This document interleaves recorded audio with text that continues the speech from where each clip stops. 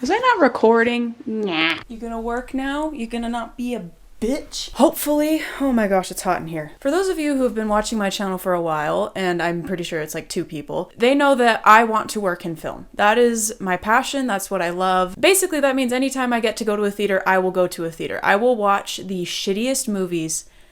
And I have seen some pretty bad movies in my time. But because of reasons and circumstances that I'm not entirely sure of, we weren't really able to do that last year. But this year, things changed and a lot more stuff opened up. So, in honor of that, and hopefully this will be a regular thing, I don't know how many people are going to watch this video. Today we will be honoring everything that I personally saw and want to talk about that came out this year.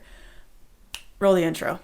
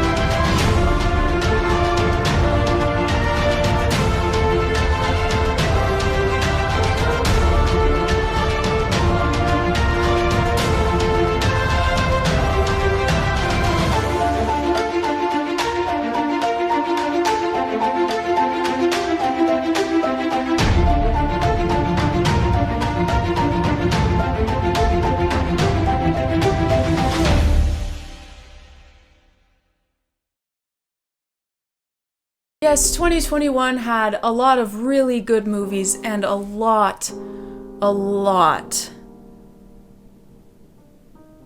of Home Sweet Home Alones. There were movies I loved this year, there were movies I hate this year, there were movies that when I looked up what movies came out this year, I forgot those came out. So, we will be going through all the things that I have seen this year and giving them their own special award. Hopefully this becomes a regular thing. We will be starting with the awful and we will just work our way up to the good. Because, man, I just want to get it out of the way. But before we get into that, I'm just going to give these films/TV shows awards right now. They get the I never had the chance to see it, but I'm sure it was good award. So the first one is James Gunn's Suicide Squad. Never saw it, don't know why. Spencer, starring Kristen Stewart. I've heard great things about it, and I have always believed that she was a great actress, and I'm so happy that she's getting the critical acclaim she deserves.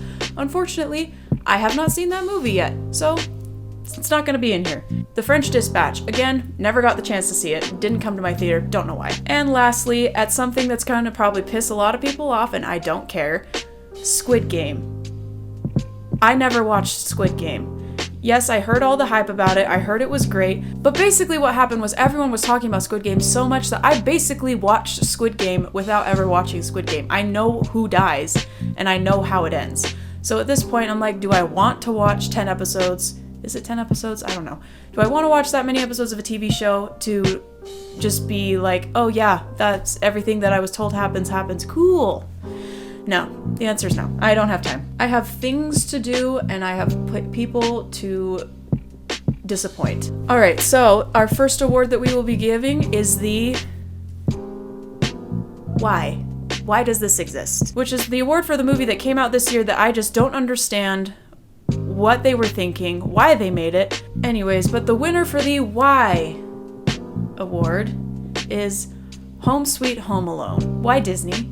I know why. Money. This movie angered me so much and I don't know why. Maybe I will make a whole video about why this movie pissed me off, but it just did. And it's very unfortunate because the main actor of the little boy, what's his name? It's Jojo Rabbit cast. Not Roman Griffin.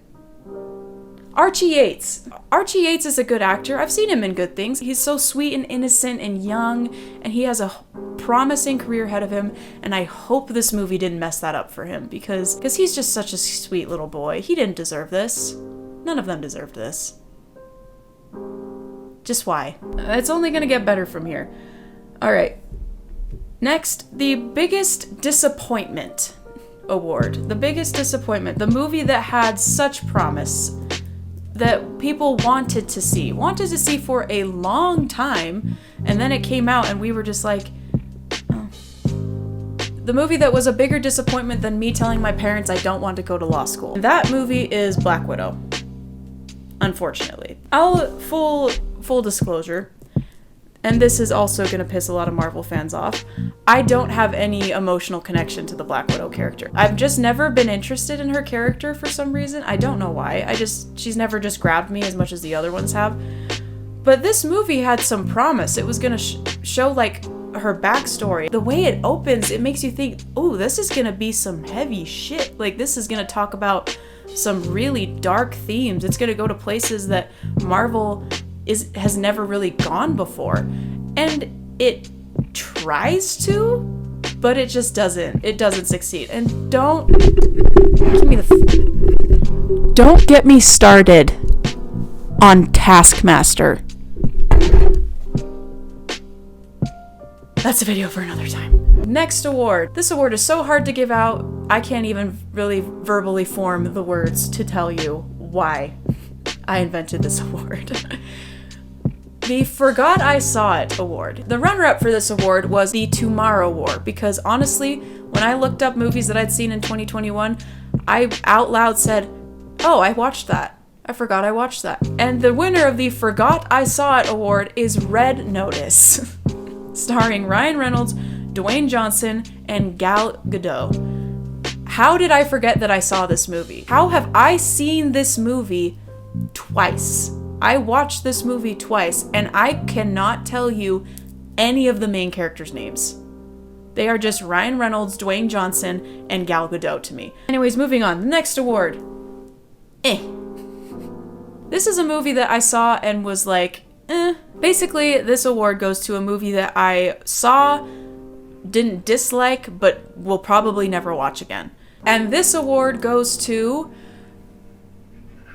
No Time to Die. Again, I'm gonna be real. I've never really been super emotionally attached to James Bond as a character, but I've always been impressed with the visuals of his movies. Is it the same director as 1917? Is it the same?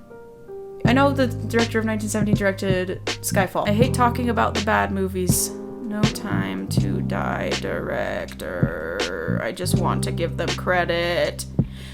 Carrie Joji, and I'm very much sorry if I say your last name wrong. Fukunaga. Carrie Joji Fukunaga. I'm very sorry if I said that wrong, and I probably did. This movie continued the tradition of being visually stimulating, so I can tell that the director was competent, the cinematography was competent, the acting was good. It didn't feel like a James Bond movie, it just felt like a spy movie. Like a go to Walmart, reach your hand into the $5 bin, pull out a spy movie, and that's what you watched. Plus, it's very visually pretty to look at. That's all I kind of thought. Yes, it was Daniel Craig's farewell in the Bond franchise, and very sad. Actually, he's probably very happy about it. I don't know. In that way, there was some emotion, but again, I've just never been attached to this character, so who gives a damn? And the next award is wait. That came out this year? The runner-up for this award is Godzilla vs. King Kong. That movie came out this year. Once I looked up, I remember oh yeah, I did go to that movie at one point in time this year. But the winner of this award is a movie that I genuinely forgot I went to the theater. I sat in the theater, I ate popcorn, and watched this movie in 2020. I could swear on the Bible that I saw this movie in 2020, but apparently I didn't. Apparently it came out this year. And the winner is A Quiet Place Part 2. This movie had a lot of potential, but it kind of just came and went. The beginning of this movie is amazing. The first time you hear, because you go into this movie, you are prepared, okay, it's going to be very quiet. I remember the first movie, none of us even dared to eat our popcorn. But you go into this movie and you're mentally preparing that. You're mentally preparing for this, just the quiet, just nothing. And then there's sound and you're just like, no, that's bad. You're not supposed to have sound in this movie. So that happens and the entire intro is just so well directed. I'm very impressed with John Krasinski as a director. I really hope he does more stuff. But the movie just didn't leave as big of an impact as the first one. And I'm not entirely sure why. Maybe we should just maybe I should do a video about that, investigating that. I'm not sure. This is so stupid.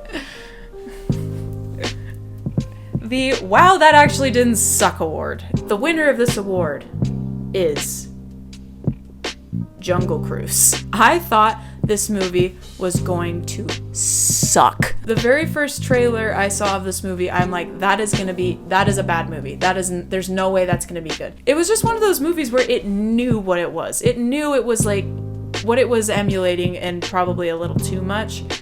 The first Pirates of the Caribbean movie, the Mummy movies, like all those, it knew it was just supposed to be dumb fun. And it played into that, and that was good. I like when movies do that. I like when movies know that they're just supposed to be entertainment. I love when movies just want you to just sit down, turn your brain off, forget about your problems, and just have a good time. And it felt like this movie tried that, and that it succeeded. There are some problems with the movie, like some of the CGI effects are a little some of the characters seem a little like pointless, like Jesse Plemons. Why was Jesse Plemons in this movie? Don't get me wrong, I loved him in this movie. Like, Jesse Plemons is one of the most underrated actors in Hollywood, because he is just so good at whatever he does, and it's usually a creep. He usually plays a creep, but he's like some kind of German prince in this movie? I don't know. Who knows what he was supposed to be in this movie, but he just goes in, he does it. His character doesn't need to be there, but he just shows up, does the work. Love him. Love you, Jesse. You're just great. I wish you all the best in life. This movie is also the very first Disney movie that I personally think actually added an LGBTQ plus character pretty well. If that makes, like, there's an LGBTQ plus character in here, and a lot of people thought that this was like forced representation. Like, one side was like forced representation, so bad, blah blah blah. The other side was like totally mishandled that, blah blah blah. But I actually personally thought it was very well done. It was very well handled. It was very mature. The characters' sexuality kind of plays into their motivations in a way, which I thought was pretty refreshing, especially for a Disney movie. So yeah, I think it was a good movie. I think it was a good move. I think it was a good movie. Moving on. We come to one of my favorite awards that I have invented for this video. The felt the least like a Marvel movie award. And that movie is Shang-Chi and the Legend of the Ten Rings. It's not Eternals. My personal experience with this movie was when I sat down, first of all, didn't see any trailers for it. Never watched a trailer for it. And I go in knowing nothing about the character, knowing nothing about what's gonna happen, all I knew was that it was a Marvel movie, and so I knew what the formula was. It did follow like a lot of the tropes, especially like, oh, we have to have a big CGI kaiju battle at the end of this movie, otherwise people are gonna not because that's what we have every single time we do a movie, and that's our brand, and we can't stray from the brand, otherwise we're gonna make people mad. We can't experiment, we can't do different things, we can't do... Getting really sick of the third acts in these Marvel movies. I don't know what it was. I don't know if it was the color palette. I don't know if it was the actors. I don't know if it was the fight choreography or the soundtrack. But for some reason, at some point in the movie, I think to myself, I forgot I was watching a Marvel movie. And that's honestly one of the best praises I can give a Marvel movie, is that I forgot I was watching a Marvel movie. I really enjoyed this movie. I really liked the main character of Shang-Chi. I thought he was a very refreshing protagonist. I like how they didn't do an origin story of him getting his powers. I liked how he already had his skills. He already had all that, and he just kind of walked away from it and tried to be normal. I really liked that aspect of it. I liked Awkwafina in this movie.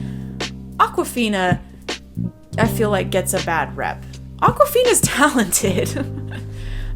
For some reason, I hear a lot of people say she's annoying. Awkwafina is a talented actress. Anyone who's seen The Farewell knows that. She is very talented. I loved her in this movie. Loved her in this movie way more than I liked her in Raya and the Last Dragon. Not even going to talk about Raya and the Last Dragon in this video. But yeah, anyways, it was a good movie. Here's your award. Good job. You did it. And please, for love of all that is good and holy, just stop with the freaking third act. Next award. Congratulations, you were a box office success and not a sequel or a reboot. Who other to give that than Free Guy.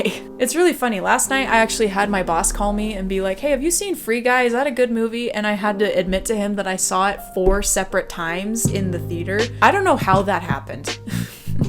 I don't know how I saw Free Guy 4 separate times in the theater. It wasn't because I like loved the movie. It just happened. I don't know why it happened. It was kind of a wholly original, not really. There was a lot of like Lego Movie in it, a lot of like product placements, like all that stuff, but it was a fun time. I enjoyed myself. I mean, I saw it 4 separate times in the movie theater. Congratulations. You were a box office success and you weren't a Marvel movie or a sequel or anything else. So good job. Good job, Free Guy. Sorry you got bought by Disney Fox. I sound like I hate Disney. I really don't. I don't hate I don't hate Disney, the animation studio. I hate Disney, the mega Orwellian corporate entity that it has become. Now we're getting into what I consider to be the best of 2021. Me personally. Again, if I don't mention a movie in this video, 80% of the reason is I probably didn't see it. This next award is Thanks for the Existential Crisis. Bitch. It's Tick Tick Boom. I feel like this was just Andrew Garfield's year. I feel like Andrew Garfield again is one of those underrated actors that like, yeah, you hear about him, but like he doesn't really get the praise that I think he deserves.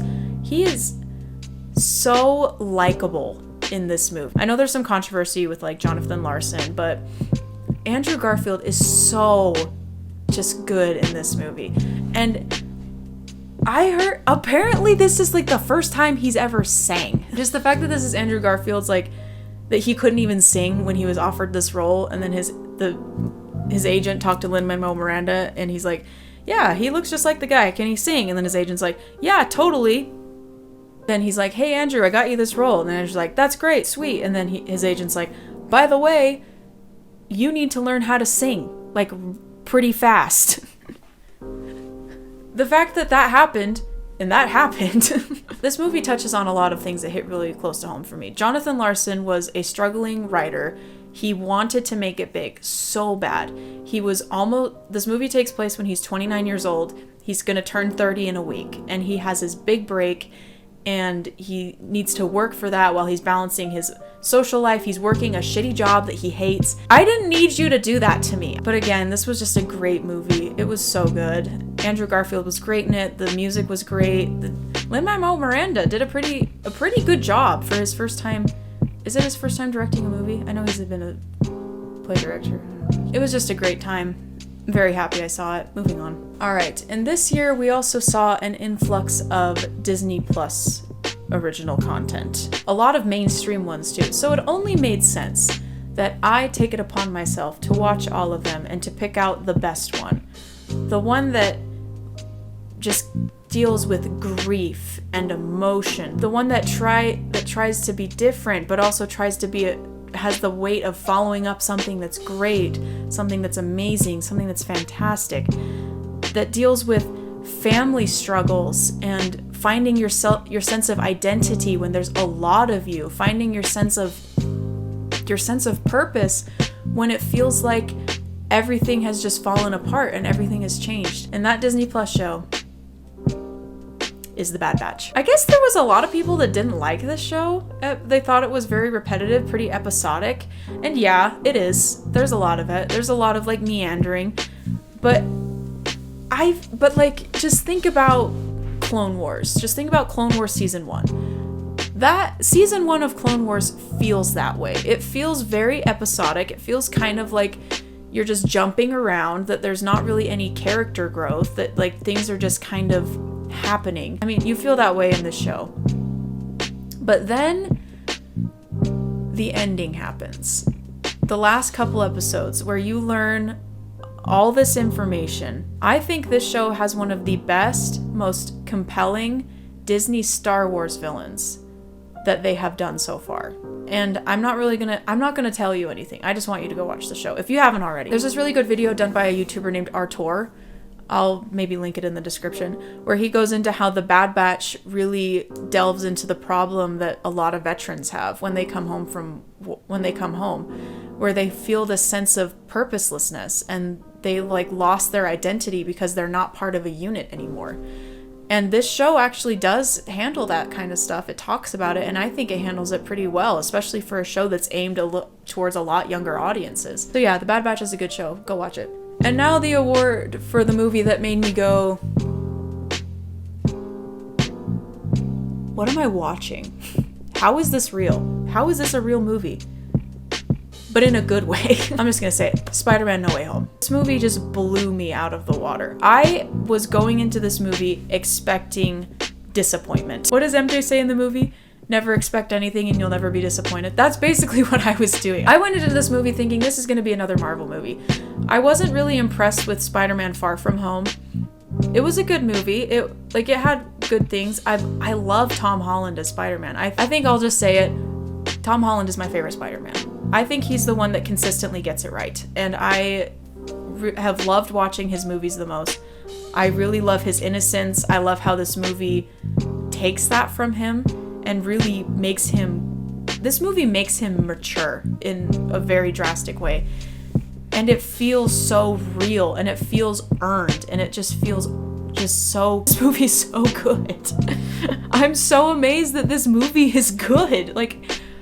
And also, how is this a movie that exists? Okay, so Into the Spider-Verse happened in 2018, and I am convinced that if that movie wasn't as big of a success as it was, this movie would have never happened. There is no way that they could have made this movie as good as it is if they hadn't learned all those lessons from Spider-Verse and brought it to this movie.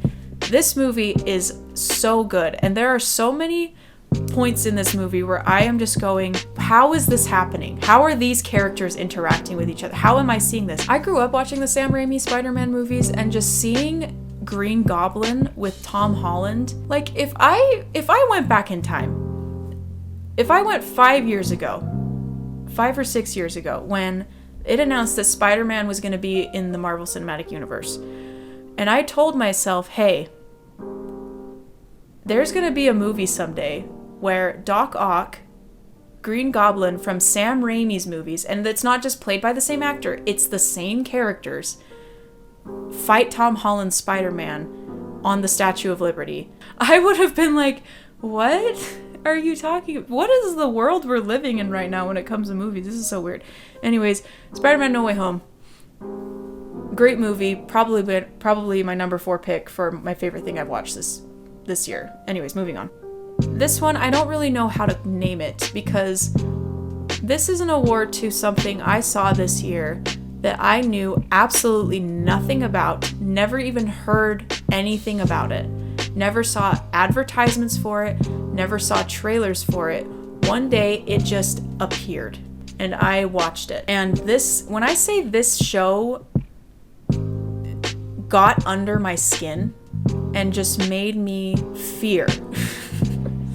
That's all I can say. Mike Flanagan's Midnight Mass is one of my favorite things I have seen in a long time. It really just, I don't know how he does it. Because if you look back at the show after watching all of it, I'm not going to spoil anything about this show. I'm not going to tell you anything about it. I want you to watch it. I want everyone to watch this show. But if I look back at it, not a lot happens in it. Very little happens, especially in terms of horror. It is a horror show. This show wants you to be afraid. And somehow he manages to do that while showing and telling you so little. It is amazing. When I say this show made me feel fear that I haven't felt since I first watched Stanley Kubrick's The Shining 7 years ago, I'm telling you that. After turning off an episode of this show, I could only probably watch one or two a day. After turning off an episode of the show and trying to go to bed, it would just linger with you in your head. And I don't know how he does it. Maybe I'll definitely probably do an in-depth spoiler video of this show. But this show has so many good characters. Every character in this show is so well fleshed out that you believe these are real people with real lives and you are just witnessing it. This show has one of the best villains in TV since Gus Fring. in Breaking Bad. I'm not kidding. And I say this as a person who grew up in a very religious and conservative community. This show touches on a lot of themes of religion and fanaticism and prejudice. And if that kind of stuff turns you off, don't watch this show. If you're offended easily, don't watch this show. But this villain, Bev Keane, just I have never wanted to punch a character so much in my entire life, because she represents everything I hate about my community, about where I grew up. And she's supposed to. She represents all the passive aggressive, all the holier than thou, all the self-righteous, just flaw, like everything that exists in religious communities. She embodies all of that. And she is just all props to the actress who played her. She did amazing, because I have never hated a character more in my entire life.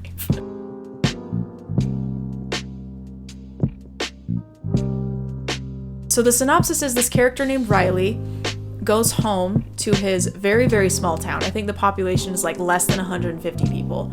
After spending 4 years in prison for a drunk driving accident, when he goes home, he finds that his preacher has been replaced with someone who's a lot younger, someone who's very charismatic. Hamish Linklater. Give him an award. He was so good in this show. He was so good in it. Once the preacher starts to settle himself in this community, a lot of really weird, potentially supernatural things start to happen. That's all I'm going to tell you. Just go watch Midnight Mass. It's on Netflix, all 7 episodes. Honestly, it's one of the best horror things I've seen in a while, and I personally think it's Mike Flanagan's best work. Mostly because he doesn't botch the ending. I think his other projects, he's definitely stumbled over the finish line. This one, I don't think he does. I think he fully just... He just does it. Just go watch this show.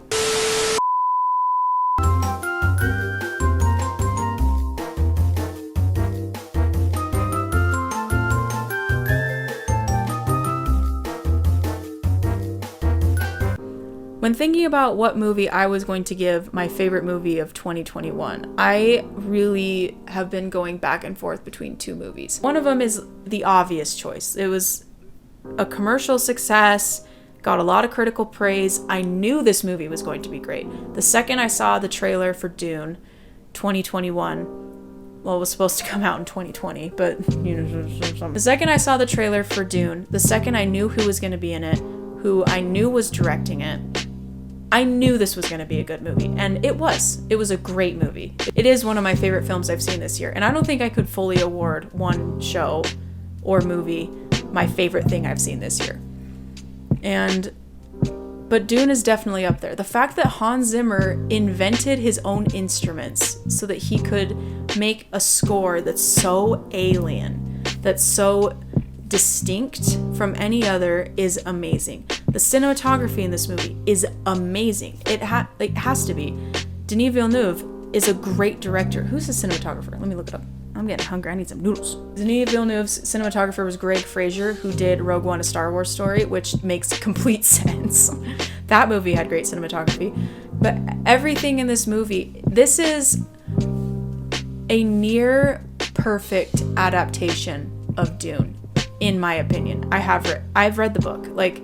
This is a near perfect book to movie adaptation. But I knew it was going to be. I always knew it was going to be a great movie. So I don't know if I can even give it that award, because, yeah, of course it would be. But there's another film that really, really stuck with me and really made me think. And it's one that people who know me are not going to know about, because a lot of people that I personally know didn't watch this movie. Again, this is very similar to Midnight Mass. This is a movie that I knew nothing about. I didn't know it was coming out until it came out, and it just blew me away, and that is Bo Burnham's Inside. I don't know how Bo has gone so underappreciated in Hollywood, But I do know it's because he actually is talented. I'm starting to learn as I get older that Hollywood really is just a club of like, you're either in the inner circle, like you're in the inner circle, you get all the awards, you get all the praise. You can maybe fight your way into that inner circle, but until you penetrate that, Bo deserves every good thing that has been said about him.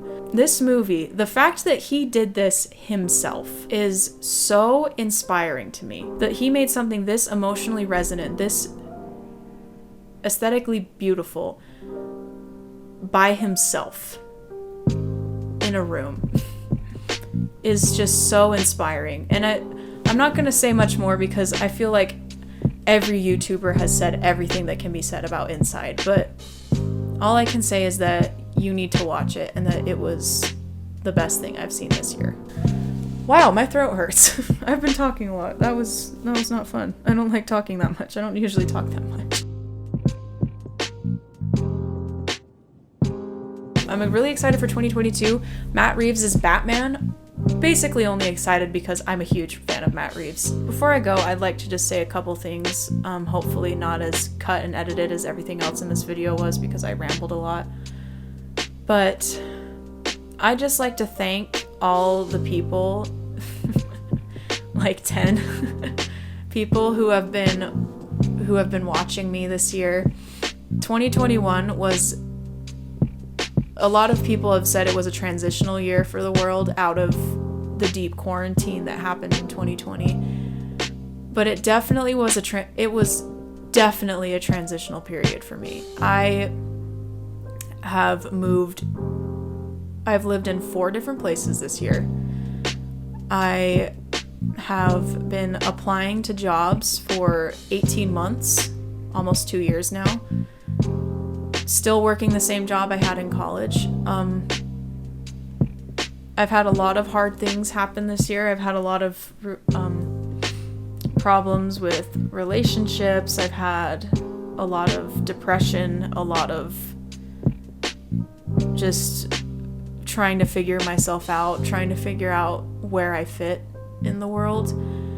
And I'm just very happy that I found something that gives me some kind of gratification.